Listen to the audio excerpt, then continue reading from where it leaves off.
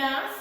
Our subject this morning is English Studies, and our topic for today is identification of objects with emphasis on Article A.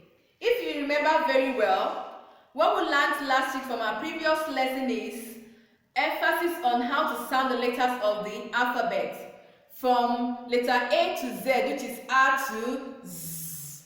And then today we are looking at emphasis on Article A. The letter sound which we learned last week is going to be very useful and helpful for us today in today's lesson. Article A is used with words that begins with consonant sounds. Article A is used with words that begins with consonant sound. If I may ask, what are consonant sounds? Consonant sounds refers to the letters of the alphabet that represent those sounds. They refer to the letters of the alphabet that represent those sounds. And there are 21 consonant letters.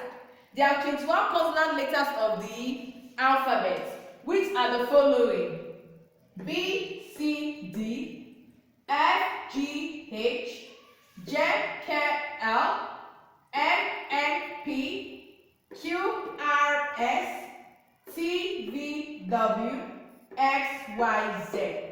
If you want to refer to any word that begins with a consonant letters, you have to use the article A. And examples of words that begins with the consonant letters are the following: a fridge, a clock, a dog, a cat, a fish, a bicycle, etc.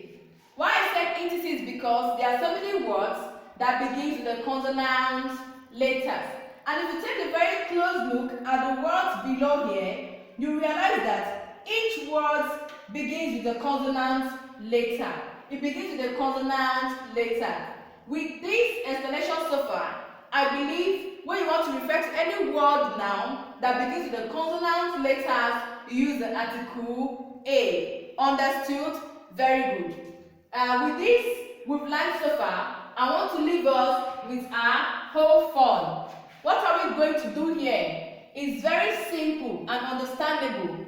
Put article A where necessary in the following sentences. You have to put article A where necessary